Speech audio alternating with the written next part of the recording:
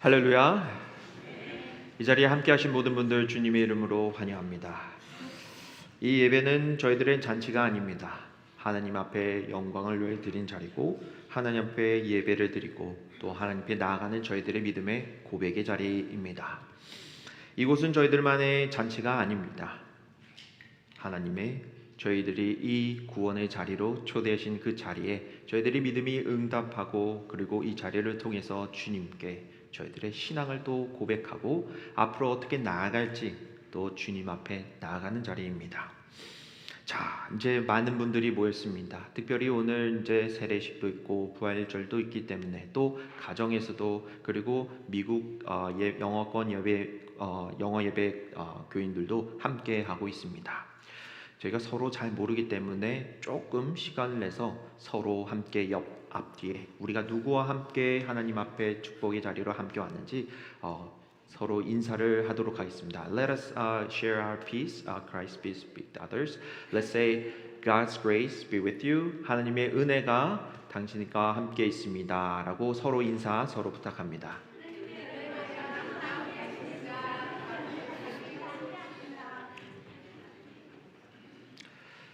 조금 성목한 것 같은데요. 다들 일어서서 해야 되나요?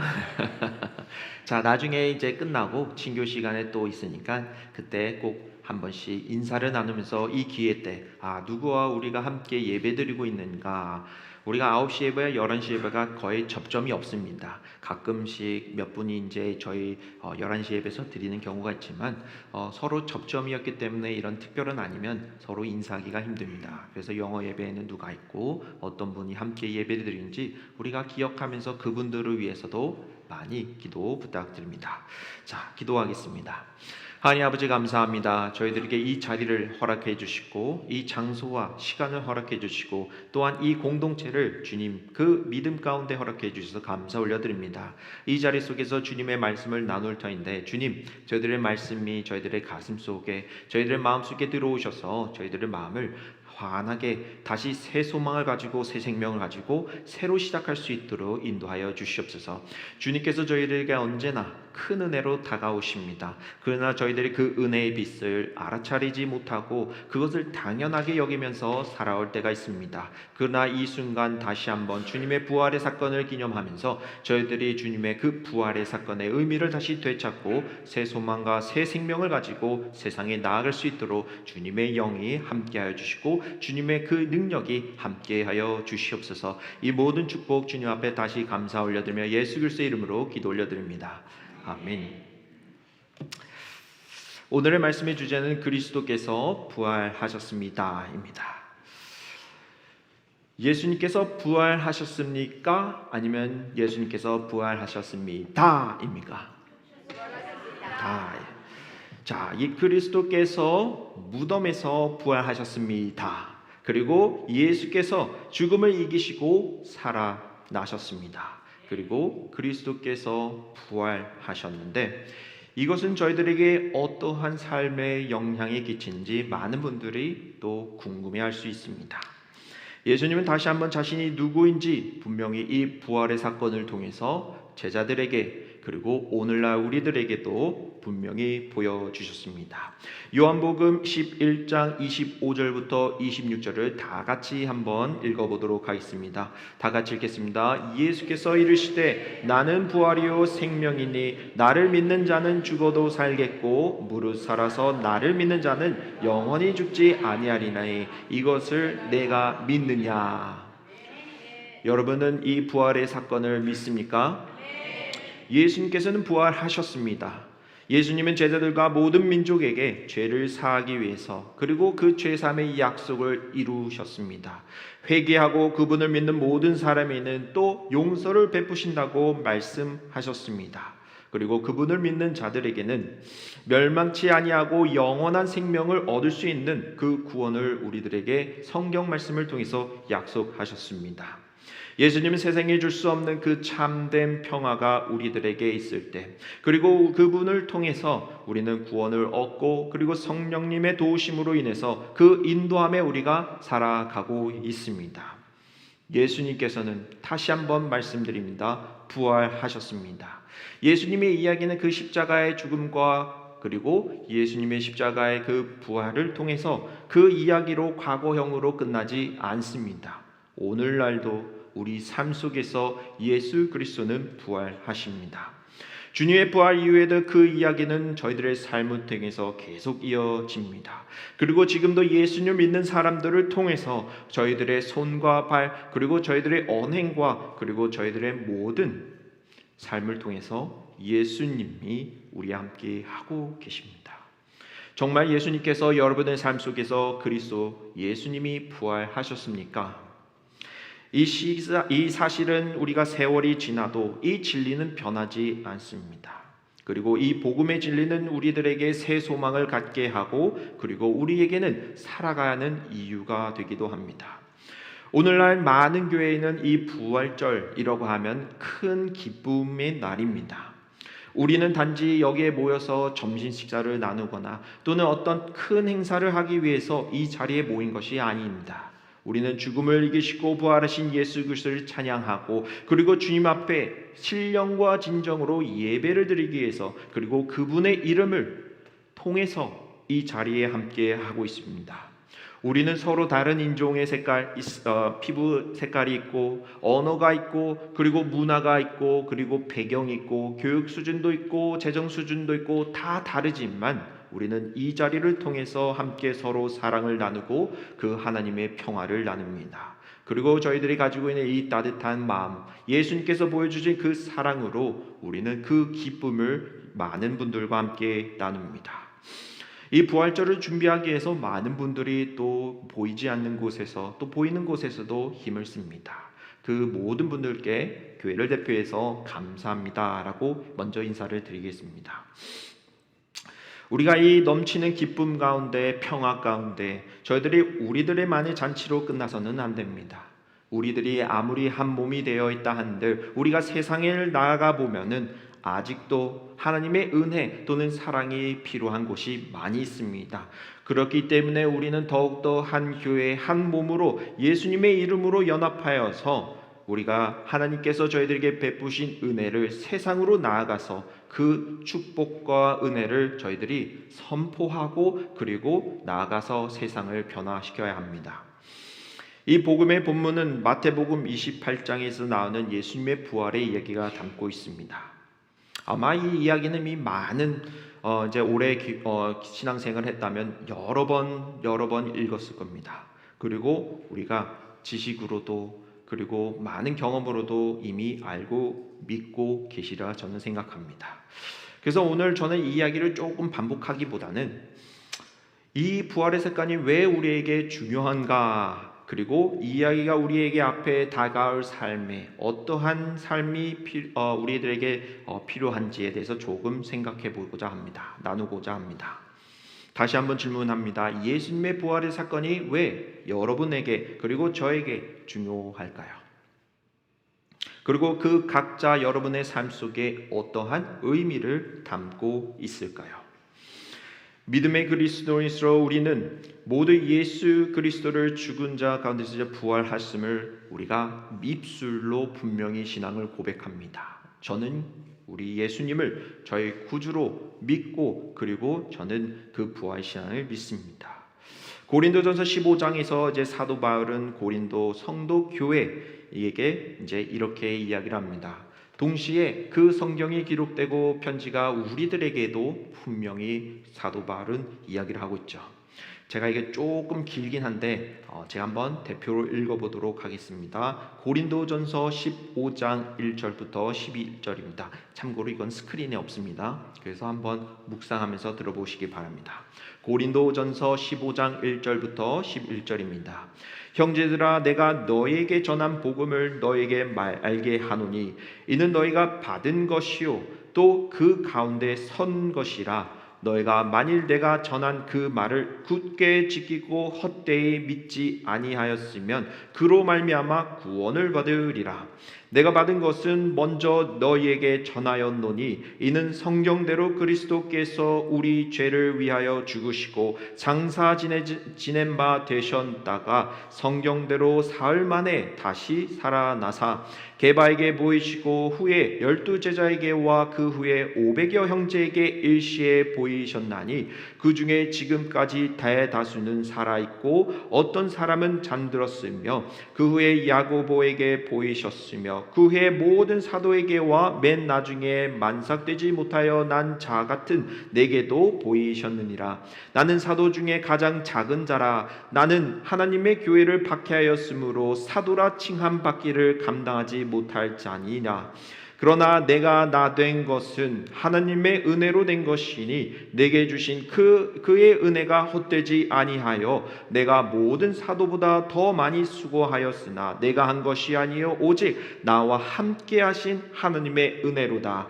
그러므로 나나 그들이나 이같이 전파하며 너희도 이같이 믿었느니라. 어떻게 보면 이 사도 바울의 모든 신앙이 이 구절에 이 문단에 다 있습니다. 자신이 처음에는 그리스도인을 잘 모르고 예수님을 잘 모르고 핍박하는 삶에서 예수 그리스도를 만나고 경험하고 인격적으로 변화가 됩니다. 그리고 이제는 그 예수님을 위해서 고백하고 증언하는 자로 이제 삶을 이어가게 됩니다. 우리들의 이 고백이 우리 신앙 가운데 있는지 한번 되돌아보면서 정말로 그리스도인이라고 하면 핍박도 받고 모욕도 받고 그리고 심지어 예수님처럼 십자가 처형도 받을 수 있었던 상황이지만 그는 용기를 내어서 그리스도의 그 부활 신앙을 이웃과 그리고 형제들에게 전하는데 온 힘을 씁니다. 그리고 사도행전 9장 1절과 2절은 이렇게 분명히 기록하고 있습니다. 사울이 주의 제자들에 대하여 여전히 위협과 살기가 등등하여 대제사장에게 다메섹 여러 회당에 가져갈 공문을 청하니 이는 만일 그 도를 따르는 사람을 만나면 남녀를 막론하고 결박하여 예루살렘으로 잡아오려 함이라 라고 말입니다. 이것은 과거의 이 사도 바울이 이전에 이제 사울이었죠. 이제 삶이었습니다. 예수님을 믿는다고 하면 그가 잡아서 예루살렘으로 끌고 가서 이제 핍박하고 그 다음에 고문을 가합니다. 이 사울의 삶은 예수님을 만나기 이전의 삶이었고 우리는 지금 예수님을 만난다고 표현하지만 과연 사울의 삶을 살고 있는지 아니면 그 바울의 삶을 살고 있는지 우리를 돌아봐야 합니다. 그의 삶은 예수님의 부활 사건 단순히 하나의 사건으로 끝나는 것이 아니었습니다. 사람의 인생을 완전히 새롭게 바꾸는 능력이 있음을 보여주는 증인이며 그리고 증거였습니다. 다시 한번 우리의 삶 속에 물어볼 때 우리의 그리스도의 부활이 우리 삶 속에 어떠한 영향을 끼치고 있나요? 이 진리가 우리들의 마음을 정말로 변화시키고 그리고 하나님의 은혜를 통해서 우리를 새로운 사람으로 그리고 변화시키는 능력이 우리 삶 속에 있는지 계속 우리는 물어봐야 합니다. 매년 우리는 부활절을 기념하고 그리고 잔치도 벌이고 그리고 많은 예배를 드립니다. 많은 행사를 보내왔지요. 그러나 그 매 스텝마다 우리들의 마음과 우리의 삶은 더욱더 성장해 가고 있는지 아니면 우리가 일정하게 가고 있는지 아니면 조금씩 낮아져 가고 있는지 우리의 신앙을 돌아봐야 합니다. 예수님께서 가장 가까운 제자가 있었죠. 어떻게 보면 제자들의 리더 중에서 리더의 역할을 한 친구가 있죠. 바로 베드로입니다. 베드로도 분명히 예수님께서 재판에 이제 넘어가기 전에 이제 그 십자가 사건 전에 3번이나 그 제자는 예수님을 부인합니다. 저는 예수님을 모릅니다. 그를 따르지 않았습니다. 그리고 저는 예수님을 모릅니다. 그러나 예수 그리스도의 부활의 진리를 자기가 자신의 눈으로 직접 마주한 이후에는 베드로의 삶이 다시 또 완전히 바뀌게 됩니다. 그의 삶은 부인하는 삶 속에서 이제 증언하는 삶으로 삶이 이제 하나님을 위한 사역으로 자신의 평생을 바치게 되죠. 교회 전통이나 그리고 역사적인 그 전승을 살펴보면 이제 예수님을 배신하고 팔아넘긴 그 가룟 유다를 제외한 대부분의 제자들은 이제 예수님의 부활 소식, 그 복음을 전하는 사명을 다하다가 이제 순교의 길을 걷게 됩니다. 물론 이건 성경에 적혀 있지 않지만 그 초대교회부터 그 교회의 역사, 전승에 따른 겁니다.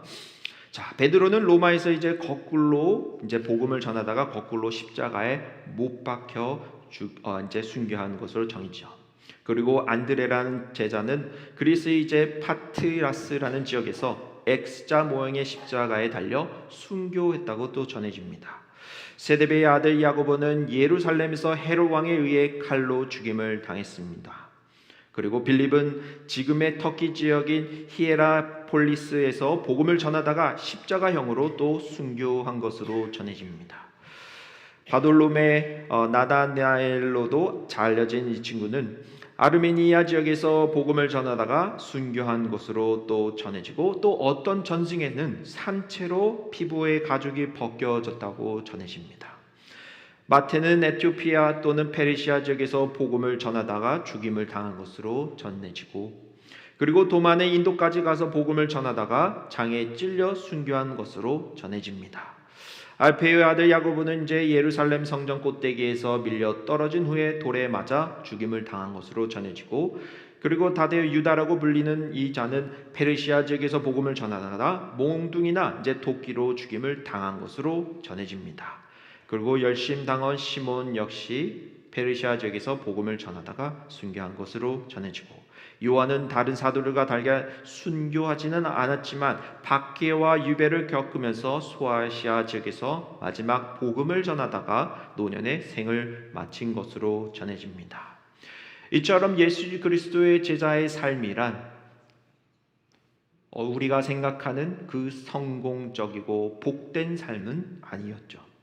어떤 성공적이고 예를 들어서 돈을 많이 번다거나 유명해진다거나 또는 누구보다 더 높은 곳에 올라간 사람들이 아니었습니다. 그들의 삶은 예수 그리스도의 십자가를 경험한 후에 오히려 더욱더 하나님의 그 진리를 전하기 위해서 자신을 희생양으로, 그리고 자신의 목숨을 바쳐서 생명을 내놓으면서까지 증인으로 남게 됩니다.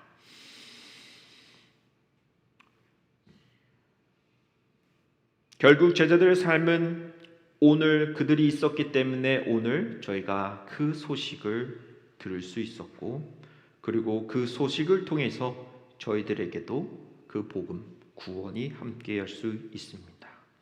그들의 고백은 이것과 같습니다. 로마서 14장 8절에 이렇게 기록합니다. 우리는 살아도 주님을 위해서 살고 죽어도 주님을 위해서 죽습니다. 그러므로 사나 죽으나 우리는 주님의 것입니다. 이 신앙이 우리의 삶 속에 있습니까? 우리는 정말 죽어도 주를 위해서, 살아도 주를 위해서 저희들의 모든 것이 주님의 것입니다 라고 고백할 수 있는 그 신앙이, 믿음이 우리 삶 속에 있습니까? 만약에 예수 그리스도의 부활이 사실이 아니었다면 저는 제자들 중 아마 일부는 아마 평범한 삶으로 분명히 돌아가고 그들이 꿈꾸던 비전에 따라서 분명히 살아갔을 거라고 생각합니다. 그리고 예수님께서 가르치던 그 사역도 멈추고 다시 회개했을 거라고 생각합니다. 그러나 십자가의 사건이 완전히 실제로 부활 사건이었기 때문에 그들의 삶은 완전히 확신을 가지고 누구도 막을 수 없을 정도로 성령님의 그 인도하심에 따라 가는 길들마다 이제 예수님은 부활이요 진리요 생명의 그 말씀을, 생명이시라는 사실을 붙들고 멀리 나갑니다. 아무도 그들을 막을 수가 없었습니다. 그들은 온 세상을 돌아다니면서 예수님의 복음을 전하기 위해서 그 생명을 내려놓는데, 우리는 여기에서만 잔치를 벌이는 그 복음, 우리만 잔치하는 그 복음으로 남아야 되는지 돌아볼 때 어떻게 우리의 이 부활절 아니면 예수님의 그 부활의 사건이 우리들의 삶 속에 영향을 끼치고 있는지 다시 돌아봐야 합니다. 제자들에게 예수님의 가르침은 단순한 지혜로 남는 것도 아니고,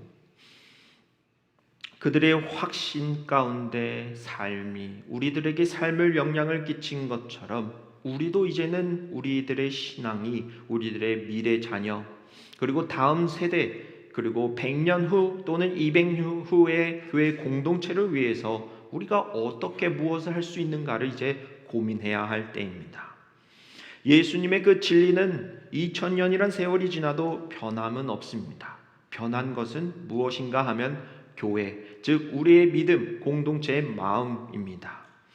그렇기 때문에 우리는 언제나 항상 그리스도의 부활을 붙들고 그 진리 가운데 우리들의 마음이 다시 예수님과 연결되고 예수님과 올바른 관계를 통해서 저희들의 비전이 하나님의 그 비전이 되고 하나님의 비전이 곧 나의 비전이 되어야 합니다.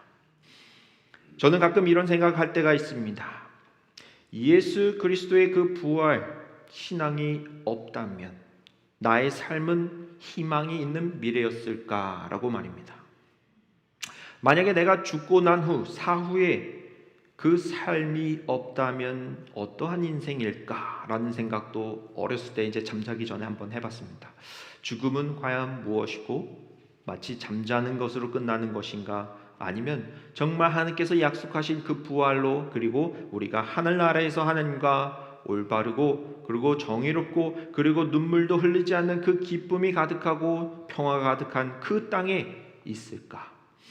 우리는 이 땅에서 죽으면 분명히 신앙이 없으면 모든 것이 무로 지나가고 그리고 모든 것이 남지 않는다면 과연 그 사라지고 끝나는 것이 우리들의 삶이라면 우리의 존재의 이유는 무엇일까요? 아무리 우리가 선을 위해 애쓰고 그리고 악에 맞서 싸우며 또 유혹을 이겨내려 한다도 그 노력들이 만약에 부활신앙이 없다면 무슨 소용인가요? 죽음 이후에 아무것도 남지 않는다면 우리의 삶은 무엇 의미가 있겠습니까? 그러나 그리스도의 부활은 우리에게 큰 단서를 주고 있습니다. 하나님 손안에 있는 영원한 생명에 대한 새 희망을 말입니다. 제가 가진 소망 가운데 하나는 마지막 날 하나님께서 다시 저를 포함해서 저희들의 가족을 포함해서 또는 이제 할아버지 할머니를 포함해서 다시 만날 수 있다는 소망입니다. 그 하나의 소망은 마지막 날 슬픔이 아니라 참된 평화를 누리게 하고 그리고 세상에 절대로 줄 수 없는 그 평화를 오직 하나님이 줄 수 있는 그 평화를 누릴 수 있다는 것. 그것이 제가 가지고 있는 믿음입니다. 우리가 겪고 있는 이 아픔 그리고 고난 그 마지막 날의 영광을 비하면 아무것도 아니죠. 그리고 저는 그 소망을 붙들고 마지막 날까지 앞으로 나아갈 계획입니다. 다시 한번 선포합니다. 예수 그리스도께서는 저희들을 위하여 부활하셨습니다. 그리고 죽음을 이기시고 그 승리를 이루어내신 분입니다. 우리는 이제 그리스도의 사역 또는 하나님께서 저희들이 이끄시는 그 길을 확고한 믿음을 가지고 그리고 사도행전 10장 42절처럼 주님 나아가기를 소망합니다. 다 같이 한번 읽어보도록 하겠습니다. 우리에게 명하사 백성에게 전도하되 하나님이 살아있는 자와 죽은 자의 재판장으로 정하신 자가 곧 이 사람인 것을 증언하게 하셨고 그에 대하여 모든 선지자도 증언하되 그를 믿는 사람들이 다 그의 이름을 힘입어 죄 사함을 받는다 하였느니라. 아멘. 이제는 우리는 이 세상에서 이 교회에서 이제 떠나서 세상으로 나아가서 그리스도의 복음을 전할 때입니다. 하나님을 이제 사람들을 만날 때마다 이 기쁜 소식을 전하시길 바랍니다. 그리고 예수님이 여러분을 통해서 다시 한번 많은 사람들이 예수님은 누구인가라고 깨닫고 다시 부활할 수 있는 여러분을 통해서 또한 예수님이 삶 속에서 부활할 수 있는 저와 여러분 되기를 축복합니다. 기도하겠습니다. 하나님 아버지 감사합니다. 예수님께서 부활하심을 믿고 그리고 저희들이 이 자리를 통해서 주님 함께 예배로 나아갑니다. 다시 그 부활 신앙 또는 주님을 향한 마음이 세상으로도 나아가서 그 복음이 전해질 수 있도록 저희들에게 용기를 허락하여 주시고 지혜를 허락하여 주시고 또한 능력을 허락하여 주시옵소서. 저희들이 정말로 죄인이고 부족하고 주님 앞에 한참 어리지만 주님, 저희들이 가지고 있는 믿음을 통해서 주님의 일들을 이루기를 소망합니다. 주님, 저희들을 세상에 보내주시고 또한 축복으로 저희들을 함께하여 주시옵소서. 계속해서 주님의 사역을 이어갈 때 어떠한 고난 속에서도 주님 새 소망을 가지고 그리고 새 몸을 가지고 그리고 주님의 생명을 가지고 붙들고 나아갑니다. 주님, 힘 주시고 능력 주시고 이 부활의 기쁜 소식이 땅 끝까지 그리고 모든 인류에게 전해질 수 있도록 주님 이 아스토리 한인교회 그리고 많은 주님의 믿음의 그 그리스도인이 함께할 수 있도록 세워 주시옵소서. 이 모든 축복 감사드리며 예수 그리스도의 이름으로 기도 올려드립니다. 아멘.